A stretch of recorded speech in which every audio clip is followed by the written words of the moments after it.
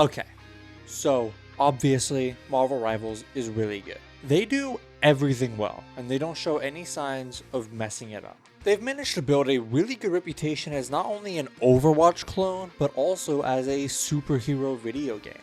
I mean, look, I love Insomniac's games. They have the best web swinging. But I think a mix of that with Marvel Rivals system of being able to aim your webs would make it perfect. I think that's the only thing it's missing. But that's not what this video is about, so we're not gonna dwell on it too much. This video is coming out a little late, so I'm a bit behind, but as of writing, there was a lot of discussion online about what a possible DC Rivals would look like. So with my current and growing DC knowledge and my background in competitive video games, I thought I would give some input. First things first, when it comes to massive games like this, there's always a sort of discussion around the competitive versus the casual audience. Casual people ask for a less strict experience, a more fun, whimsical, less balanced gameplay that allows everybody to hop in and start having fun as soon as possible. While the competitive audience argues that people want more strict guidelines, they want rules and they want limitations, because that builds a more fair experience where everybody has the skill to perform or they don't perform. Most people seem to believe these are mutually exclusive ideas, but I'm here to tell you that they're not. The casual players become the competitive players. There's a reason why you almost always hear both terms skill ceiling and skill floor, and never one at a time. Both players aren't just arguing opposite ideas. In fact, their ideas work the best together. When you have a low skill floor that allows anybody to hop in and start enjoying the game, and a high skill ceiling that allows the players who want to put in the time, put in the work to get higher and feel this sense of progression, eventually it evens itself out. I think that I would want my game to focus more on the competitive aspect, since Marvel Rivals focuses on this casual environment. I just love the idea of DC and Marvel's games being similar but having a different feel to them. I want my game to focus more on skill expression and game mechanics. I think the biggest place that my game is going to differ is where Marvel has a lot of team-ups and little relationships. DC has a lot of teams. I would also say DC's characters feel substantially stronger and larger than life, so I would want the game to be able to represent that and represent the just raw power that like Superman has without having to nerf him into hell. Speaking of which, the most important part of my DC Rivals is there's a surprisingly cyclical history to these team shooter, tac shooter type games. First, starting with your classic Team Fortress. Then you started having Counter-Strike games released for a while, before Team Fortress 2 started this sort of loop that we're in right now. After Team Fortress 2, we got Counter-Strike Global Offensive. This game drew in a lot of the teenage boys just kind of fucking around in voice chat and having a good time audience. Overwatch ended up attracting the quirkier teenage, typically ended up being trans audience, and then eventually Valorant came out. Valorant was this interesting mix between Overwatch and CSGO. It takes the team hero-ness, where everybody has a different role, everybody has different attributes and different powers, but it's the CSGO style of gameplay. Take it from your search and destroys. You go in, you defuse a bomb, you come out, or you defeat the enemy team, whichever comes first. Because of this, Valorant drew in both of these audiences and combined them into one. And now we have this dual genre, the hero tac shooter. Eventually, a while after Valorant, we got Marvel Rivals. This game manages to continue the tac genre back into the Overwatch era, where now it's more fun, less balanced, and these people who were really good in those previous games are all Grandmaster in this game for some reason. But because of that history, I think that it's time that we return to the Valorant, CSGO, search and destroy shooters. It's time that we create DC Crossroads. Funny enough, I hear a lot of people talk about how Marvel Rivals doesn't really feel like a rivalry because there's not a lot of villains. But I do think it actually works very well. I think it makes sense story-wise. Two characters are usually arguing about the best way to deal with this multiversal problem. So in order to resolve that, Galacta, I guess, brings in people and they fight it out. One team tries to push the objective or get the thing going. The other team tries to stop it so they can do the other method. It's a very fun play on the common comic book trope, where heroes will meet up, good guys, but they'll end up fighting over the ways to get things done. You'll see Daredevil, Punisher, Spider-Man, Deadpool. So, with the name change to DC Crossroads, I wanted to kind of represent this different side of the universe. I want the hero side and the villain side, which I don't think Marvel Rivals has really done. Especially with this CSGO, Valorant, Search and Destroy style gameplay, where one team is literally bad guys and good guys, terrorists and counter-terrorists. And I think with the hero shooter system of having unique powers and abilities for every character, that just works very well, and we haven't fully seen it done in a sort of superhero sense. Hear me out. First off, you can't play the same character between teams. There's no big roster and you could have two Phoenixes. It's you get Superman or Lex Luthor. I don't know how to include a shop in the traditional CSGO sense, since there's not really going to be guns. It's kind of more similar to Marvel Rivals, where every character's weapons are unique to them, but they typically have a primary ranged weapon and a secondary melee weapon. Although I'm sure you could purchase armors and buffs from the whole cast, or charges of abilities depending on the character. Then, you're placed in a huge map, like the entire city of Metropolis. But you can only play in little zones at a time. We'll also say the map can be destructible for a reason that we'll get to later. Typically, the villain objectives will just be starting a timer. Once the timer ends, they win. Heroes have to stop the timer. But they can be different types of things: robbing a bank, stopping a car with prisoners in it, stuff like that. If the heroes capture all the villains or foil their plans, they win. If the villains' plans work or they kill all the heroes, they win. And yes, it is a multiple round game, except every round is a different area of the map. So instead of the bomb goes off, then you kind of reset and nobody talks about it. If a bomb goes off near the Daily Planet, you go on to the next area to stop the villains who are plotting another plan. You go towards, I think, the Statue of Liberty is in Metropolis sometimes. You go to the Statue of Liberty. Eventually, after around a halfway point, they're going to swap heroes and villains. You have to win by 2. But if there's a tie, the tiebreaker is that a big villain, depending on the map. So you have your Brainiacs for Metropolis, Poison Ivy for Gotham, Gorilla Grodd if you're in Central City, etc. The heroes and the villains have to team up to stop this bigger threat, opening the roster to everybody equally. But in order to still have a good team and a bad team, one team gets mind controlled by these villains, which is why I chose specifically mind control type villains. You still can't pick multiple of the same character, but now everybody has this massive pool of characters, sort of like a League of Legends. Now, with the tiebreaker, you start looping back to the areas that you started playing at first. So you go back to the Daily Planet and it looks like a bomb went off. Every wall that was broken earlier is still broken. The globe fell off the building and has crushed a hot dog cart or something. Then I'll say, and this is just the esports inside of me coming out, if there's still a draw, like after the tiebreaker rounds have gone through, yeah, we can flip a coin. I don't, like, I get it. Oh, we want to play it out. But somebody, there doesn't always need to be a winner. We'll just flip a coin. Game's got to end at some point. We can't be having, like, hour-long, boring games. With this system, you, one, don't need that many maps. The game won't feel the same every time because of the destruction. And because you're going through it, you don't need to plan a bunch of different maps that will give you different environments. When one set of a game, you get 10 different environments. We can experience these iconic sets that build off the player characters' experiences and the abilities of the heroes. I've always been a fan of the home field advantage idea. In Mario Kart, I would pick characters based on what cup we were planning to do. If we were going to go to a cup that had the Yoshi map, I would play Yoshi. If it was the Donkey Kong map, I would play Donkey Kong. Because I love the idea that this is their home.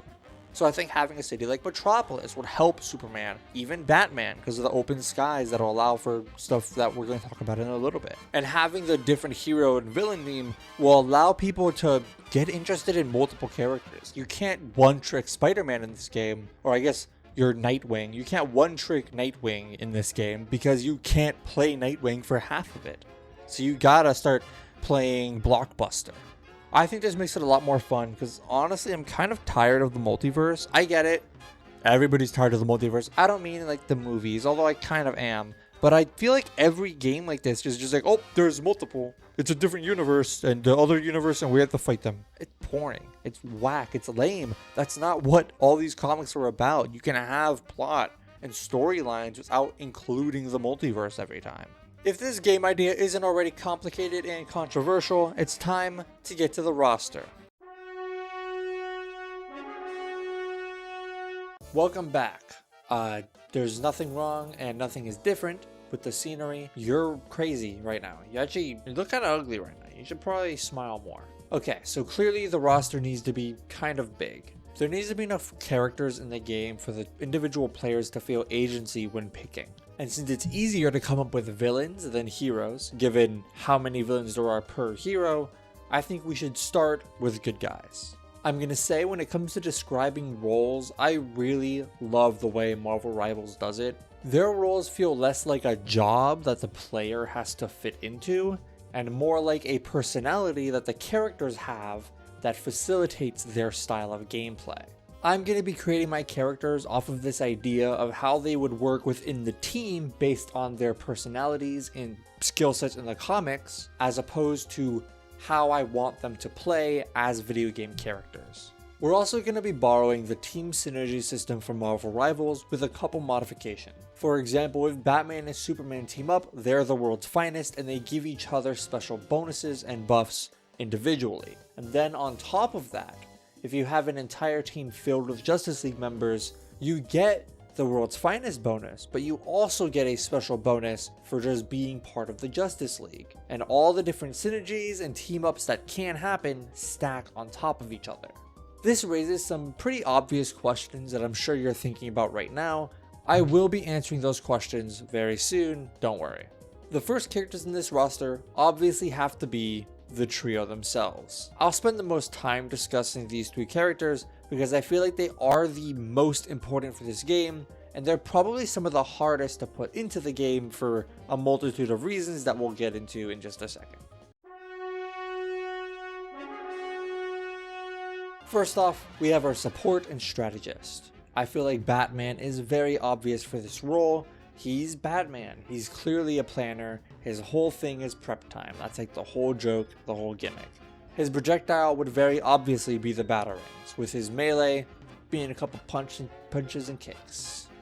He can buff teammates. I think in universe it'd be funny if it was just him like giving them advice on how to fight better, but there's any ways to do it. Mechanically, he just increases accuracy and damage. We're going to say he's able to grapple to and cling on walls and ceilings. He's also going to be able to place a sort of fear effect around, like in League of Legends, where when you're hit with fear, you can't do anything but run away. Your character loses control and just runs as far as they can. A part of his kit will be placing various bombs and smoke all over the place, with the added bonus that whenever teammates are in their smoke, they're partially obscured. It's harder to hit them even if you know where they are. And Batman specifically can probably teleport between his smoke bombs, because I think that would be very funny. Batman's ultimate ability is going to be a drive-by in the Batwing. He will drop a big AoE stun bomb, and if there's large open air, he could use it as a way of transporting across the map very fast. Now, Superman is probably my favorite superhero of all time. As I said earlier, Spider-Man in Marvel Rivals is some of the best Spider-Man gameplay I felt in a long time. When I would see my spider senses go off, I would literally say, my spidey senses are tingling, and like look around and try to help the team using it.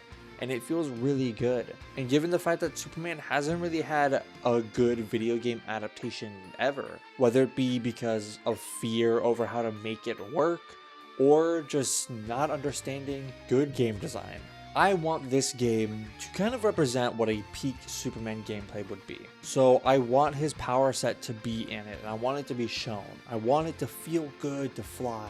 I want players to be able to do loop-de-loops and barrel rolls. The problem is, there is a fear of making Superman an overpowered character. So I'm going to do something revolutionary. Instead of just nerfing him to the ground and removing a bunch of abilities, we're just going to make it better to not play him in a super overpowered way. So I have an idea for how we can balance this game without hardcore nerfing the actual strength of Superman, and that's by making him a tank. Instead of him going in and punching and fighting, most of his superpowers are used in abilities that benefit other teammates, more so than being a singular powerhouse. Superman is kind of a punchy guy, so I think I want to build him around punching at close range, although he does have a projectile with his heat vision. More so relatively weak, constant taking damage. He's not trying to melt through his opponents, he just wants to burn them a bit and maybe make them stop. Another one of Clark's abilities would be his freeze breath. It can be used to slow down enemies and projectiles for a certain period of time, getting stronger the longer you hold it, until eventually it freezes it all solid. Instead of dying, I think it'd be cute if Superman is just like knocked down like really hard and he has to fly back up to the sun for basically the rest of the round to heal. Now we're getting to some of the most complicated aspects of Superman's design. He's definitely going to be very good for intel. He has super hearing, which effectively just doubles his hearing cone, and he can hear through walls and into player comms. So if somebody is within very close range and they're speaking to their teammates over the communications, Superman or any super hearing character can hear them. We'll get into this later, but we're gonna have telepaths in the game, so you can use them to speak just telepathically as like a passive ability through comms, to which Superman can't hear. Now the next two abilities are the most complicated that I've thought of and have taken me a long time to figure out. I think that for his primary focus ability, his most important ability in his game, the thing that makes him a tank is going to be his selective shield. Similar to Zenyatta and Luna, where they can tag a player and make it so they get passive healing as the game goes on, Superman will do that with shielding. Superman will pick a teammate. Whenever that teammate takes any form of damage, Superman himself physically flies between the opponent and the teammate and stops the damage. It's effectively a 75% damage reduction, but it does physically require Superman to react to it in order to act. So he becomes unplayable for the time that he's taking damage, but technically you're not teleporting across the map. Superman, as soon as that damage stops, will just fly back to where he was. It's kind of like the classic super speed 2 places at once thing. I think that would be very fun and kind of cute as a way of nodding to this classic character archetype in these hero shooter games and doing something that I feel like Superman would do. Next is an ability that I do think might be a little bit overpowered. I want to give Superman X-ray vision. I've thought about this being a passive ability. Some walls are basically invisible to him, or an ultimate, but I feel like what I want to do with it is just make it an ability. But I do think it shouldn't be too easy to use and overpower yourself with. So here's how I figured it out. If Superman stands still, he can press his X-ray button and activate the ability. The ability lasts for, let's say, 5 seconds, and he can see through any wall directly within his cone of vision, and he can just perfectly see through it. However, some walls are not see-through, they are made of lead. So you can be very selective with which walls Superman can see through. You're effectively using it to counter rotations. So you put Superman in the middle of A and B, and he checks to see is somebody rotating, is somebody trying to sneak the bomb. Or he can listen to comms. Once the ability is used, it's on cooldown for at least 30 seconds to a minute maybe. So you can't just keep having it on and track everybody the whole time. You can only see through one wall, maybe 2 if they're like really close to each other, but you can really only see through one wall. Now for Superman's ult, I kind of want to play around with something that's pretty new and definitely not going to be permanent, but I like, honestly. So in the current Superman run by Joshua Williamson, at some point Superman during a mission was kidnapped and grafted with a special custom-made red kryptonite. It basically turned all of his latent anger into action, and he became evil Superman for like 10 minutes before he managed to snap out of it. However, that red kryptonite is still dormant in his veins. So whenever he gets really mad, he starts getting a little more violent. His veins glow red, his eyes start pulsating, and he loses himself more and more to the red. And for his ultimate in this game, we're gonna make it so he loses it. He hits every opponent on the map, and if a melee attacker is near one, he pushes them away, and he just starts wailing on everybody. And then eventually, after a couple hits per person, he looks at whoever has the most health, he flies at them, pins them to the ground, and starts beating them brutally to about 1% HP, and before he stops. He's stunned for a couple seconds, maybe gives the opponent the chance to get unstunned and try to run away. And then it's up to the player to decide, like, oh, do I beat him up, whatever. Superman doesn't kill the opponent, but he basically beats everybody, lowers them to low health, and then automatically defeats a random villain. Let's really quickly touch on the synergies. As I mentioned earlier, Batman and Superman have a world's finest synergy, which means that if both of them are on the same team, they give each other a specific buff exclusive to them. Superman is able to share his passive intel with Batman, so Batman's hearing cone effectively doubles. If Superman hears comms from opponents, Batman will get like little bits here and there. He'll like cut in and out for Batman, and whenever Superman uses his X-ray vision, he will be communicating everything that he sees to Batman. So whenever Clark sees a villain, Batman will get a ping right where the villain is at the beginning of the ability, during the middle of it, and then at the end of the ability, he gets another ping. So he gets 3 notifications of where things are behind walls whenever Clark is looking at it, and he can utilize that information to help plan with his team. In response, Batman gives Superman a lot of tactical support, whether it be lowering cooldowns, making his freeze breath ability work way faster. Instead of like a 6 seconds to freeze an opponent, it's now like 4. He might have a little more health, take a little bit less damage, be a little more accurate, various other tactical things.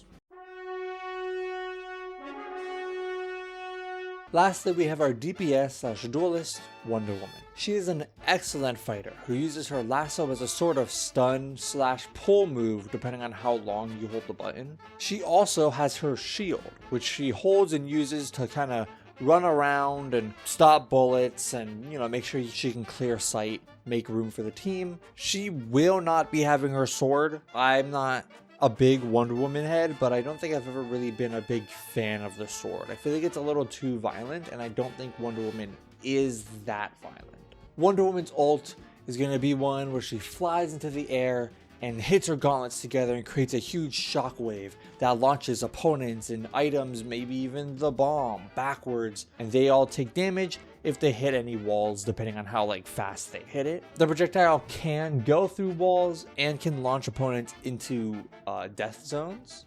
And with Batman and Superman, they get a Trinity buff. Wonder Woman from Batman gets the ability to use her shield as a projectile, otherwise she does not have a projectile. It's strictly hand-to-hand combat, unless she's with Batman, in which case she gets to use her shield, almost like Captain America's, to throw it and bounce it off of walls. In exchange for that, she instead uses her gauntlet to deflect bullets, which basically is it's 90% as effective. It's like she gets hit a couple times every now and then, but she's still able to deflect things with her gauntlets, because I think that's really cool and seems to be very important to her character. So I want to include that along with the shield because I like the shield. With Superman, whenever she throws her lasso, if Superman is nearby, he gets the ability to grab it and wrap opponents in a massive AoE stun or pull based on how long she holds it. Wonder Woman gives Batman some Themysciran armor and tools that'll give him slightly better stats. Then, like I mentioned earlier, if you have a full Justice League roster, the Trinity buff holds along with the World's Finest buff, on top of getting any buffs from the Justice League members or any other duo Trinity buffs between various Justice League members. Yes, I know it sounds a little strong. We're getting to that in just a second.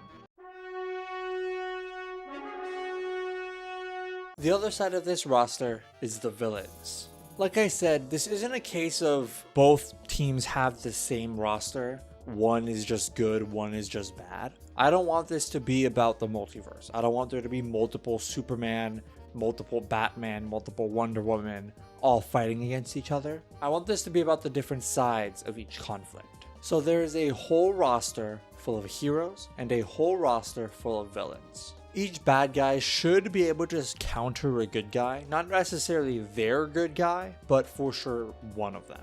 we're not going to go one by one through every possible villain. We're just going to go one hero gets one villain for now, and we can add more villains later if the game theoretically was real and we were adding updates and whatnot. For Superman, we have Lex Luthor.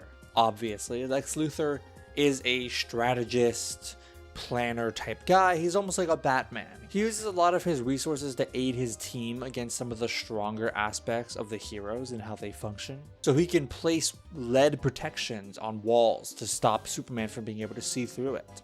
He could also dampen sound. He can provide armor to teammates and revive teammates remotely within a certain range. More on what that means later. He also wears his big ass Lex Luthor armor and is kind of tanky, but he's pretty slow and not able to deal that much damage. His ult might be something where he can automatically plant the bomb at a nearest site or shorten the detonation time if it's already planted.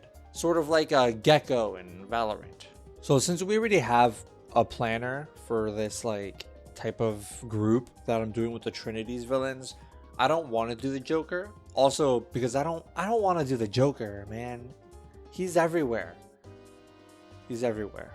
So I'm going to be using Bane. He's going to be the tank.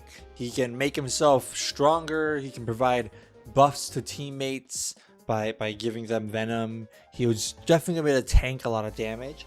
And he's not going to have a projectile. He's going to be strictly punching guy. He could also probably pick up down teammates and carry them to other areas. Again, we'll get there. Cheetah's in the same boat as Bane for me.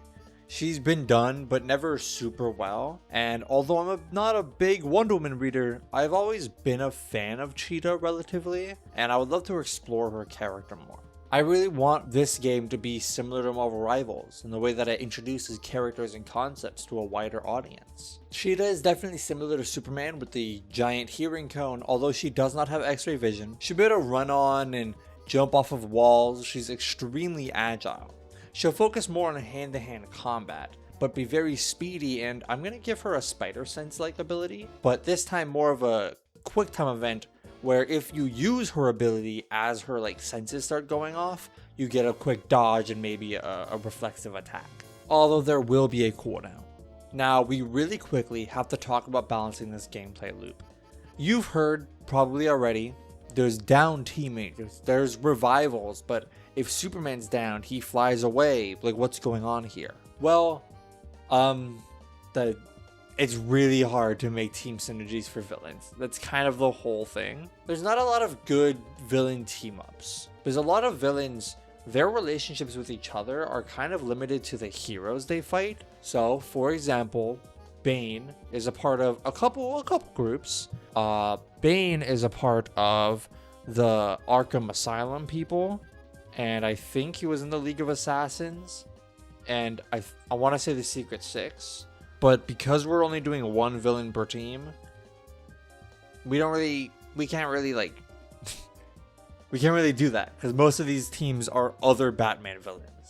While Batman is a part of the Justice League Dark, the Bat Family, he's in the World's Finest, the Dynamic Duo, the Iconic Trio, he's in like the League of Detectives. All of these are teams with various other heroes who each have their own villains who might want to be played. So it's hard to come up with team synergies for them that allow you to play multiple villains from across the universe. So here's what me and my friends came up with.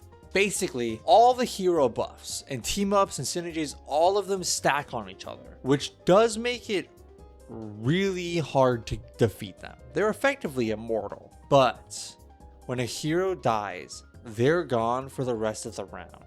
The villains, however, can be really whatever team comp you want them to be, but because the heroes do not kill, a villain is defeated by getting knocked to their knees like in Fortnite, and then your teammates have to revive you or pick you up in a certain way.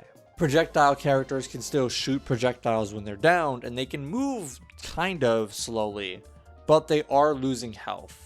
The villains can revive them, although it does become harder and harder every time that they're knocked down. And if the villain is not fully revived, they fall over and end up getting sent to whatever the main hero of like whatever map's prison area is. If a villain dies in a Gotham map, they get sent to Arkham, the Phantom Zone for Metropolis, I think the Science Cells on Oa, I think that's a thing. I'm not sure. Now, the villains can escape these prisons. Obviously, it's a comic book. The villains have to do an obstacle course or a puzzle or something that can be done quickly, but can also be increased in difficulty as it goes on. They then get revived back at spawn and are able to get back into the action.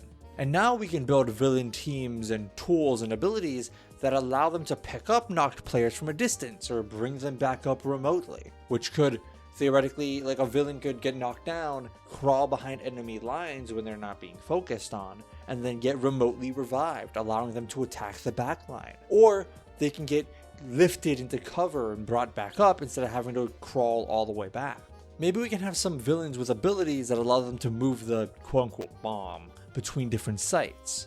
So the villains can tactically go to prison, get revived, another villain can transport the bomb secretly to the other site, and now that the revived villain is back at their spawn, they can just quickly go and do a rotate without having to actively withdraw. Okay, so we do need a couple more villains and heroes to even out this roster. Currently we have 3. So I'm just going to run down the list to give a quick hero and a villain, talk a little bit about what they would do and how they would work, and then we can wrap up this video and finally get out of here. First off, let's do the Flash. Obviously, it's going to be Wally West. Everybody wants it to be Wally West. Everybody likes Wally West, and I have all the same reasons for why I want it to be Wally West and why I like Wally West. He's an Engage. He moves very fast. He's a part of the Teen Titans and the Justice League. His projectile could be little lightning blasts that he could throw, and his punch will be a rapid fire attack, although kind of weak hits, but a lot of weak hits at once. He will have the ability to run through walls, but he'll lose some HP for every tick or something that he's inside of a wall. So you can theoretically run through very thick walls, but you lose a lot of HP while you do so. Maybe he can have an ability that decreases his own cooldowns, but at the cost of losing a bunch of energy, which you would need to run fast or go through walls. I'll also give him the ability to run on walls and recharge energy by eating snacks. His ult will slow down the entire game. Basically, everything freezes for a couple seconds while the Flash runs around at whatever speed he wants and does whatever he needs to do. But any objective he tries to complete is done at the slowed down speed. If it takes like 10 seconds to defuse a bomb and the Flash slows it, it could take like 40 seconds to defuse the bomb, but the Flash is not super worried about opponents turning to look at him while he does it, and he can kind of move around while defusing the bomb and make it a little harder for them. Now, of all the villains here, there's very few that can do some things that I want to do with the type of game that I've designed here. So I think I'm going to take a Flash villain who can do pretty interesting stuff and hasn't been used very often. I want Mirror Master. He can teleport teammates to any reflective surface on the map, although those reflective surfaces can be destroyed. Mirror Master will probably also have a few various sized mirrors on him that he can use to teleport projectiles and the bomb between different points on the map, or any character who can shrink in size enough to jump through that portal. His ult will have 2 options. He can either repair every surface on the map, or he could take all the shattered reflective surfaces and use them as weapons. He can kind of like shoot them at opponents or form a shield. He can kind of do stuff with it until he runs out and they're completely gone and can't be repaired anymore. He'll probably be something of a tank or probably a strategist. He can use his mirrors to deflect bullets and act as a sort of shield. He can teleport his team around, and because of that, he can open the door for quick and quiet site rotations. Next up, I want Green Lantern Jessica Cruz. She's very underutilized, and frankly, I want more Hispanic representation in superhero media. Sue me. She's probably going to act as something of a mix between a tank and a healer. A lot of her constructs seem to be a lot more organic and plant-like in nature, so she'd be able to help heal wounds or create poison plants or Groot walls. I think it would also be cool to give her the iconic Green Lantern transport bubble that she can use to pick up around like 2 enemies and transport them around the map. Maybe she can defuse the bomb at a longer distance by like picking it up in the bubble and then like slowly lifting it into space where it'll blow up safely. Apparently, throughout a bit of her history so far, she's had a harder time with big constructs, so I think it would make sense for her to be in this game so she's not super overpowered. It would take a lot of energy and a lot of time to do big things that she wouldn't be able to do in the moment in a fight. Also, apparently she has ties to the Ring of Volthoom, or whatever that is, and I think it would work as an ult to like stun enemies in a big bubble radius, and then it'll start a countdown before they get automatically teleported to whatever prison the map uses. If you're like outside of the bubble and you're a villain, you can like pull other villains out of it. Otherwise, once the ult happens, they're trapped. Her villain will have to be Dexstar. That's right, the Green Lantern cat. This cat is committed to hurting those who harm its favorite people, or something. I'm not a Green Lantern reader. This seems like a fun character and somebody who just has to be in this game. They're probably going to be a tank, creating light constructs that can act as armor. Apparently also lantern rings act as a sort of like second heart, I guess, for some of them. I don't know if it's for all cores, but I do know as part of the Red Lantern Corps, Dexstar's ring can act as a like sort of heart, which makes it harder to hit him and harder to kill him. So it would help with this sort of protective role, where similar to Rocket Raccoon and Jeff the Land Shark, Dex will be able to hop onto opponents and create armor for them and help them individually be stronger and to take on bigger fights. I think as part of being a Green Lantern, I'm not going to give this to Jessica Cruz because I don't want too many characters with this ability, but Dexstar will be able to highlight enemy positions through walls, similar to what Superman's ability is as Batman, where it kind of pings things through a wall, but it doesn't show you exactly what's through it. This also works when they're invisible. So it doesn't make it easy to target them, but it alerts your teammates as to where they are so they can shoot in the general direction. I think his ult might be like a big old cat scratch. I don't know, I haven't thought about Dexstar's ult. There's not a lot to go off from this character, just based off of reading Wikipedia articles and not actually reading the character's comics, which unfortunately I haven't had the chance to do. Next, I want Green Arrow. They're definitely going to be a Hanzo, Hawkeye type character, although they're not going to be built around headshotting opponents with real bows and arrows. He's mostly going to be built around trick arrows as this sort of gimmick. You'll have a grappling hook, a punching glove. He won't have any melee attacks, and he's definitely going to be a strategist instead of a DPS. He can use arrows and mobility to gather intel, put himself in good positions to stun opponents and help create openings. And he'll probably have like a healing arrow. We need more healers, so I'm going to give him a healing arrow. They don't do a lot of damage or even any damage almost. But with like punching arrows, you can kind of punch people into voids. And when you team up with like Black Canary or something, maybe you get like stronger arrows, or with other heroes in general, you just get stronger arrows that can maybe make things work. His ult, however, will be a Hanzo type ricochet arrow that kind of splits into a bunch and then all bounces off the walls and does massive damage to anybody they hit, making like hallway one-on-one individual fights pretty viable for the character as long as he has an ult. His villain will be Onomatopoeia, mainly because Onomatopoeia is a Green Arrow villain, by the way. They're going to use a lot of their powers, as seen in various different adaptations. He can make different sound effects that create different effects in the world. He can create high-pitched squealing sounds that'll fuck with characters who have super senses, that can ground flying characters by just creating like a vibration effect or something. Whenever he attacks, he doesn't like have a weapon. He does finger guns and says bang and it shoots. Or when he punches, he says like kapow, boom, pow. And like it creates like a text box like Velma in Multiverses. And those text bubbles hit the opponents for him. I think that could be very fun.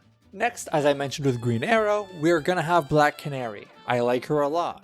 She'll help make him a little more viable as a fighter through their team synergy, and also, I think she's an incredible hand-to-hand combatant. I think it would be cool to use her screams as a sort of Cyclops situation. It doesn't really do a lot of damage, but it can push people and herself around. If she screams at the floor, it can kind of guide her backwards in a direction. If two people are coming at her, she picks whichever one she thinks she can handle and screams the other person away and kind of isolates herself into a corner while she fights. Her ult will launch opponents into the sky and allow them to do massive damage. So in the later rounds, when the villains and heroes are working together, her and Onomatopoeia would actually be really good together because she can launch opponents into the air and Onomatopoeia can slam them back down, dealing massive damage. Now for Black Canary's villains, they all often end up just being assassins or like martial artists. So they're going to be another DPS. Although I don't know exactly if she's specifically a Black Canary villain, but she is listed as one of the Black Canary villains.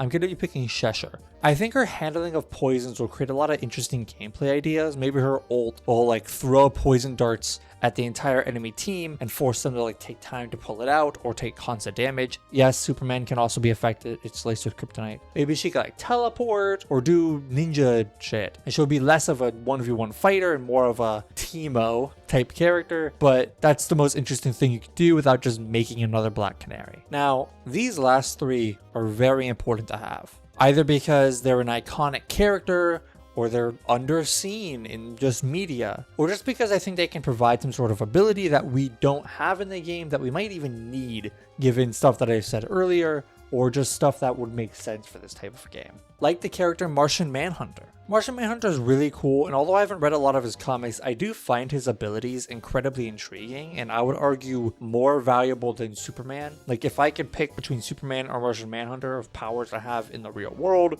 I'd pick Martian Manhunter. He can go intangible, which means also invisible. He has telepathic powers, flight, hard skin, heat vision, shape-shifting, probably more. But those are just what I know of. I think he's also very important and provides a lot of cool use cases. I can't fully think of ways to use his abilities, so I'm gonna let the comments decide that. But the main idea I have is that he can use telepathic powers to create a comm link between opponents using their brain, so that way they don't have verbal comms that can be heard by super hearing characters. I would also say a lot of his powers seem a little bit support coded, so maybe he'd be in that little bubble. His villain will be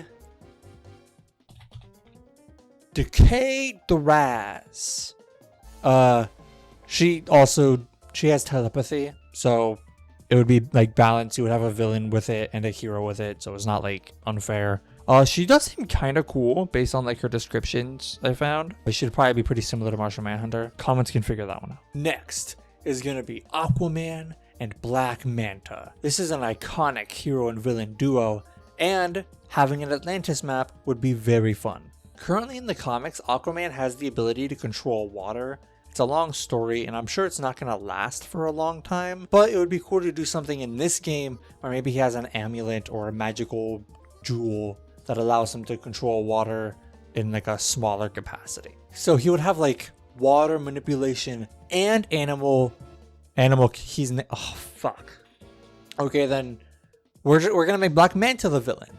I think that he's like the Aquaman enemy, and although, you know, I didn't want the Joker because he's kind of obvious, I think that I can't not have Black Manta as Aquaman's main villain. I think it'd be really funny if his abilities are really good at countering Aquaman specifically, but also he's kind of important to have in fights. So it kind of creates this dynamic where Black Manta players want to go after Aquaman because there's some incentive of some kind, but that also kind of leaves his team hanging out to dry, and I think that'd be very funny. There's not a lot of hater characters in the roster right now. We don't have like Reverse Flash, and Lex Luthor's a little too valuable to just be resorted to like a hater joke character. I think that Black Manta fits a good mix between this of being incredibly valuable, but also he's so iconic for how much he fucking hates Aquaman that I think it would be a disservice to him to not make him kind of lean into that in the game.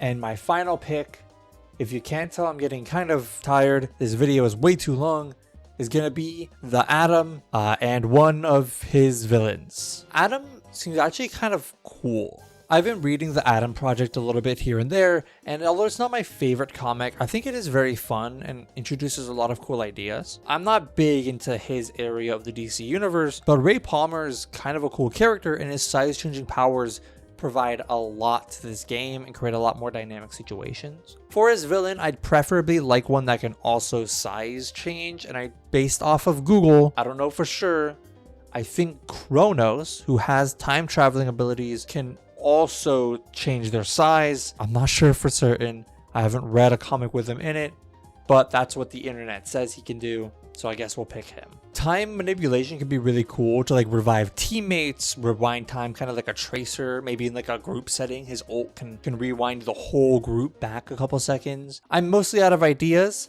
but I do think he could be a very fun character, and I'd love to see what other people think their abilities could be, or if there's another villain that the Atom fights commonly that would work well within this game dynamic. Okay, that's 20 total characters and an entire game concept down. If you have any ideas or suggestions for characters, game mechanics, any critiques you have of my idea or just the video in general, please let me know in the comments. I love reading them, and constructive criticism is always welcomed. Even some non-constructive criticism I try to meet as nicely as possible, although some people really get on my nerves. I'm going to try making videos more recently. It's been very hectic. You can see boxes and everything in the back, but hopefully I'll be able to get this video out of the way and start working on other projects that I'm super passionate about right now. I got a whiteboard just to keep track of them all. Okay, like and please subscribe. Goodbye.